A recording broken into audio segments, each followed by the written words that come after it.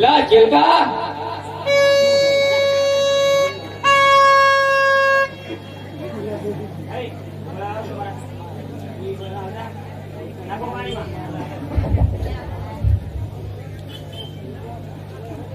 બોલો ગુરુજી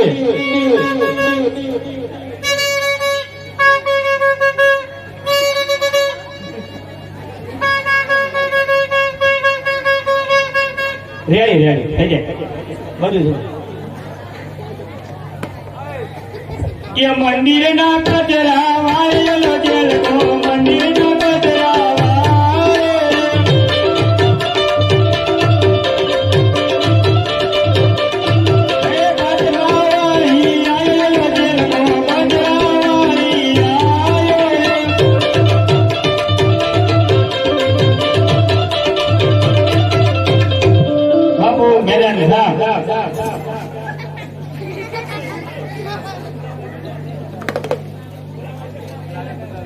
બોલો હવે આ શું હતું સપનું આવ્યું હજુ હા શીનું આવ્યું હવે લાગી નથી પેલા બોય નાખ્યું તો વાસી ધોઈ નાખો તો ભિક્ષા લઈ આવો હા એ ભિક્ષા લેવા હાલો જેલ કો ભિક્ષા લેવા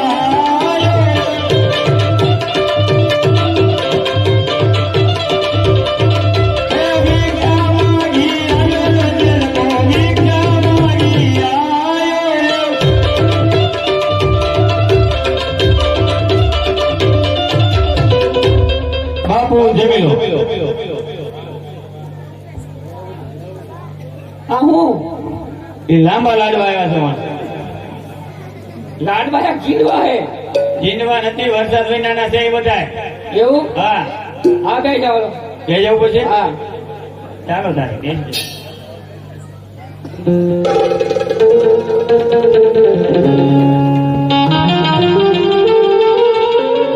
ये सांगो चराए बड़ी मांगो घड़े घड़ी कांचा काको दया काई जीवदर दया को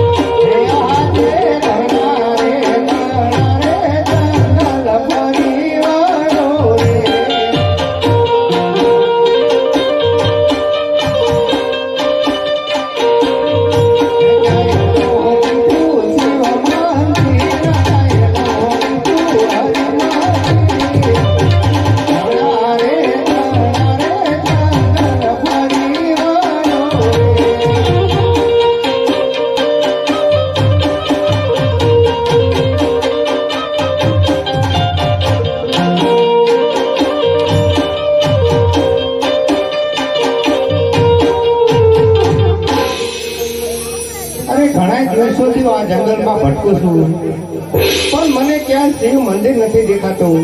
તો લાય, એક સામે ધજા દેખાય છે, ધજા દેખાય છે, ત્યાં જરૂર મંદિર હશે, અને મંદિર હશે ત્યાં જરૂર પૂજારી હશે. અરે હે પૂજારી બાપા, હે પૂજારી બાપા,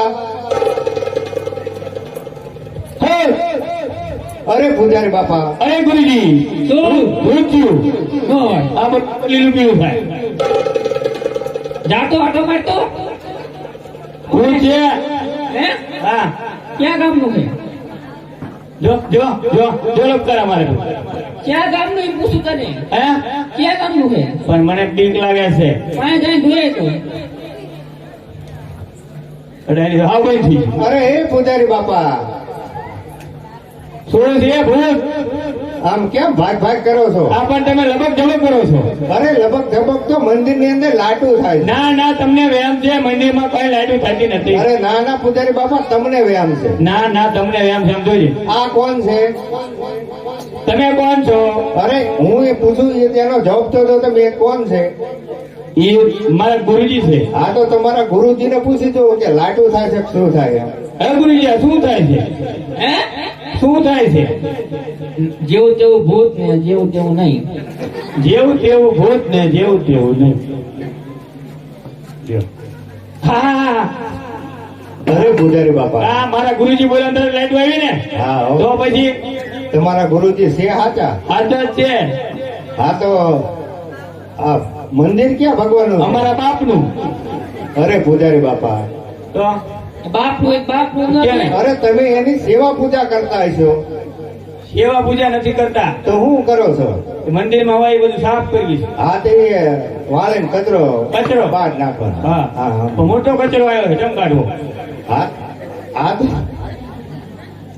આ મૂર્તિ ક્યાં ભગવાનની છે? મારા ગુરુજીની. અરે ગુરુજીની થોડી હોય, તો તમે પૂછી તો જુઓ, તમારા ગુરુજીને ખબર છે આ મૂર્તિ ક્યાં ભગવાનની છે. સાગર ભગવાન. અરે સાગર ભગવાન થોડા હોય, તો ન હોય. તમારા ગુરુને પૂછો તો. એમને શું કામ એટલે પૂછતો. હે, એમને શું કામ એટલે પૂછતો. એમને શું કામ છે તમારે? કોનું? એ મૂર્તિનું અરે મારે તપ ધરવું છે, તપ ધરવો એક લાખ કરીએ. તપ ધરવું છે. પાકો? પાકો. અરે ગુરુજી, મંદિર કોનું છે? શંકર ભગવાનનું. શંકર ભગવાન. અરે પૂજારી બાપા, તો મારે એમનું તપ ધરવું છે. હા, સ્નાન કરીને આયા? તમે નહીં રહ્યા છો? અરે પૂજારી બાપા, સ્નાન તો નથી કર્યું. સ્નાન નથી કર્યું? ના. આટલો બધો વરસાદ ફરતો ફરતો થાય છે ને તમે સ્નાન નથી? અરે ના પૂજારી બાપા, અહીંયા નર્મદા કેનાલ જોઈ છે તમે? આ બાજુ માલી જાય. હા, હા એમાં નાતા હો, પછી આવો. બહુ સારું. ડોળા પાણીમાં નાખજો પાછા. અરે વ્યવસ્થિત ના જોયું. હે ઊંડો ઊંડો ગંગાજી નો યારો,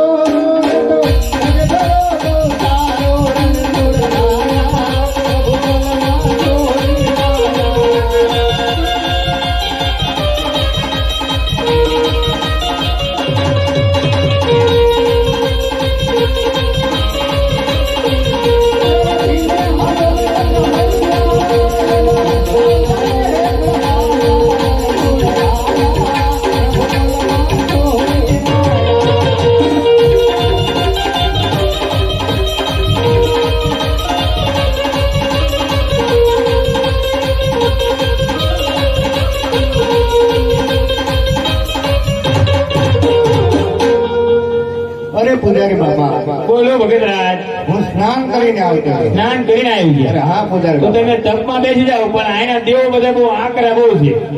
એમ છે. હા, ત્યારે પડખા પડે કોઈ હેક્યું નહીં. બહુ સારું. તો બેસી જાઓ, સાફ કરો.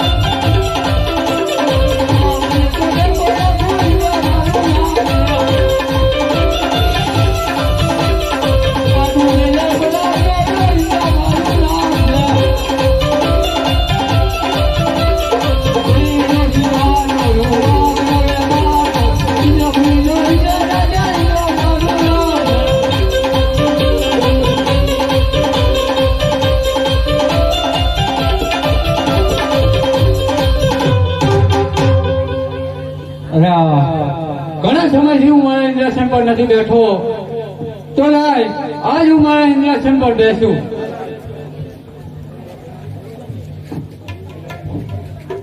હે ડોલે ડોલે, હે ડોલે ડોલે, ધરતી ને આકાશ ને ડોલે મારે.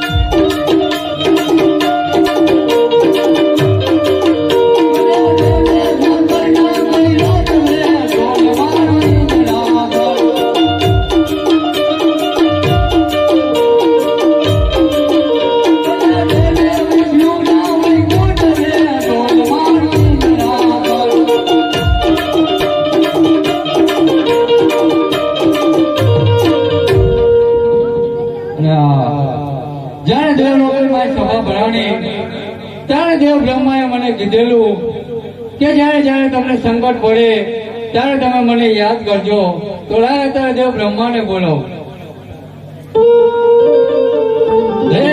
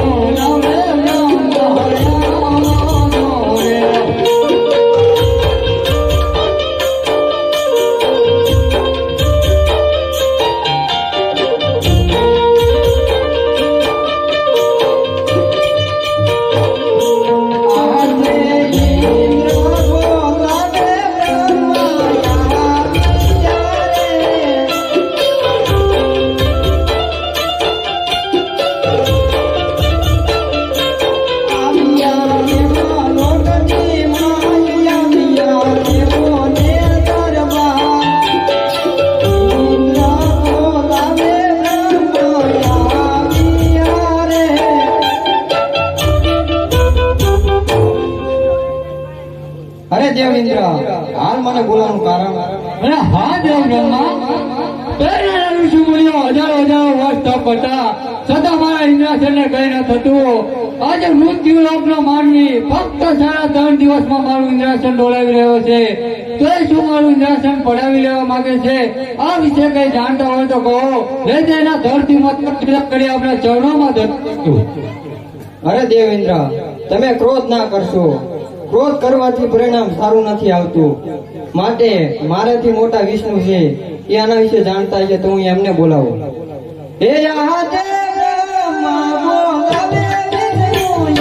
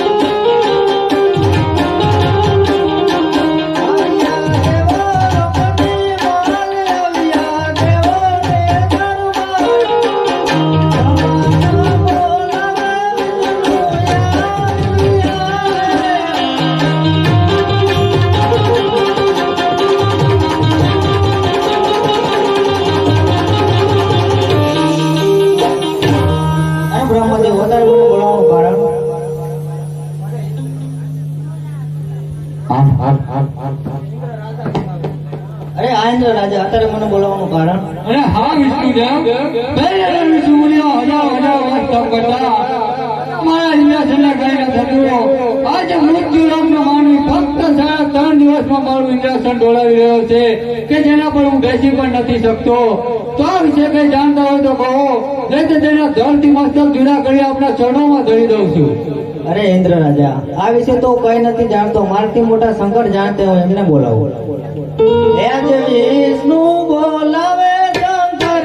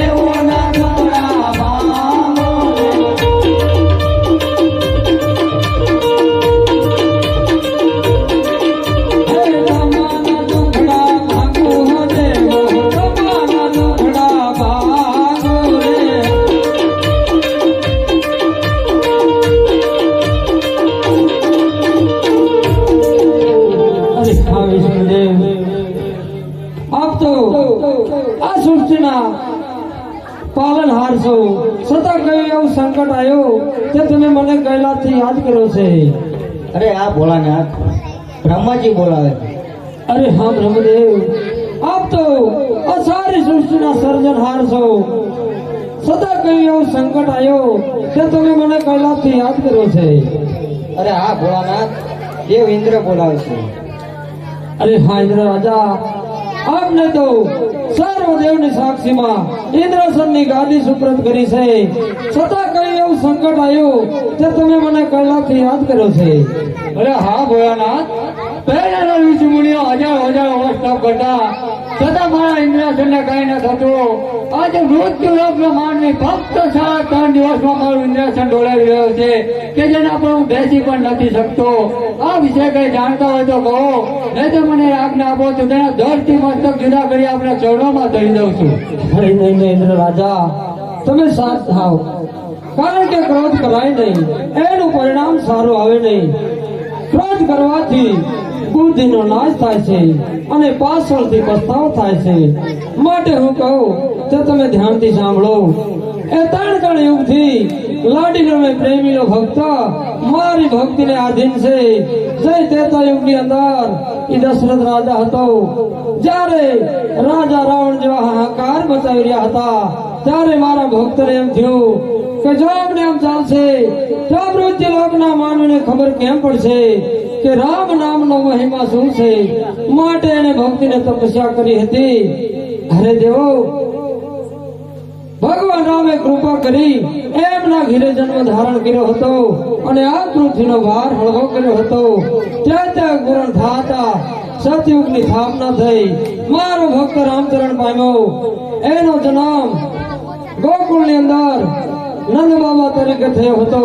ત્યારે પણ રાજા કર જેવા હાહાકાર મચાવી રહ્યા હતા. રામ નામ શબ્દ બોલો પણ મુશ્કેલ થઈ રહ્યો હતો. ત્યારે મારા ભક્તને એમ થયું કે જો આમ નામ ચાલશે તો મૃત્યુ લોકના માનવીને ખબર કેમ પડશે કે રામ નામનો મહિમા શું છે. માટે એને ભક્તિને તપસ્યા કરી હતી. ભગવાન કૃષ્ણે કૃપા કરી એમના ઘરે જન્મ ધારણ કર્યો હતો અને આ ધરતીનો ભાર હળવો કર્યો હતો. સતયુગ પૂરણ થતા કળિયુગની સ્થાપના થઈ. મારો ભક્ત રામચરણ પામ્યો. એનો જન્મ મારવાડની અંદર પોકરણગઢ નગર છે ત્યાં થયો છે. અરે દેવો, આજે પણ ભૈરવ નામનો રાક્ષસ 12 ગૌ સુધી મનુષ્ય કે પક્ષી કોઈ રહેવા દેતો નથી. ત્યારે મારા ભક્તને એમ થયું કે જો અમને આમ ચાલશે તો લીલુડી ધરતીને ખોળે ખૂંદનાર કોઈ રહેશે નહીં. માટે ભક્તિને તપસ્યા કરી રહ્યો છે. અરે દેવો, આમાં તો બીજું કોઈ છે નહીં. એ તો પુત્રની આશા આવ્યો છે. તમે સૌ સૌના થાને વિરાજમાન થાવ. હું સપના આપી અને હું પણ આવું છું. એ દેવો જાવો દેવા લોકને માય હોજી રે. દેવો જાવો દેવા લોકને માય સપના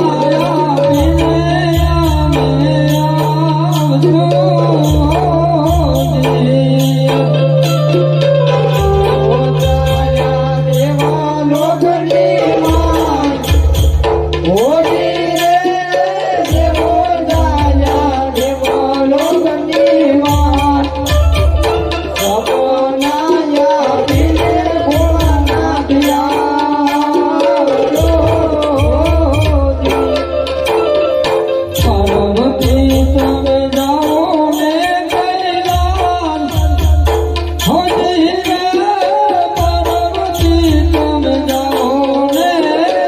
આવજો.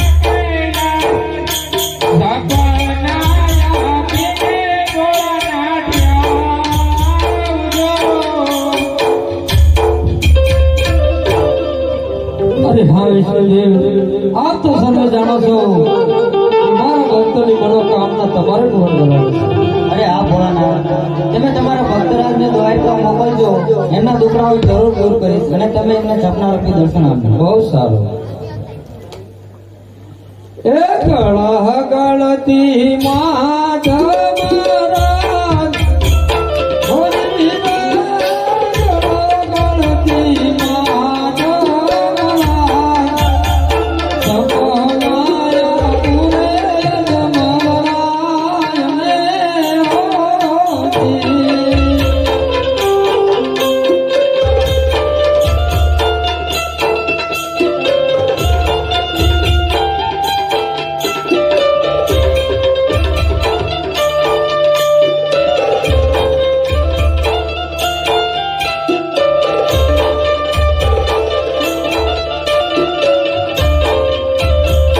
કુડા કુડા કળા જુગને માય હોતી રે.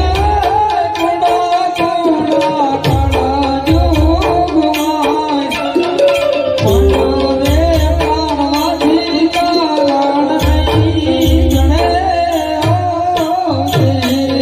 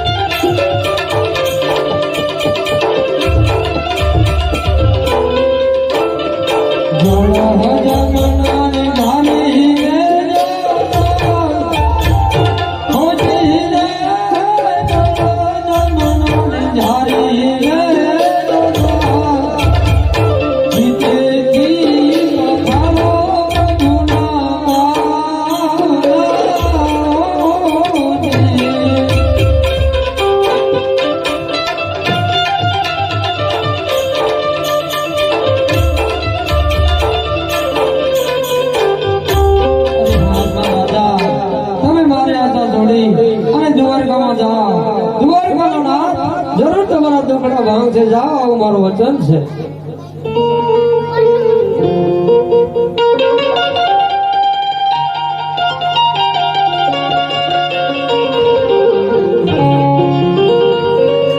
અરે પૂજારી બાપા, બોલો ભક્તરાજ. અરે પૂજારી બાપા, મને સપનું આવ્યું. અરે ભક્તરાજ, હું જેટલા વર્ષોથી તપ કરું છું મને કોઈ સપનું આવ્યું, તમને સપના આવે છે?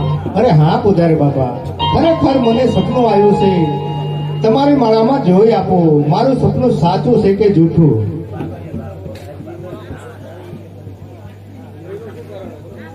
અરે અજમલ રાજા, તમે દ્વારકામાં જાઓ, દ્વારકાનો નાથ જરૂર તમારા ટુકડા ભાગશે. જળ જમનાની જારી અને સવાસે ઘીના લાડુ તમે લેતા જજો પ્રભુ માટે. બહુ સારું. એ 500 રૂપિયા વડે ઘંટે જોવા બધા મહેમાન એમના તરફ આવે છે. બોલીએ શ્રી રામદેવ મહારાજ કી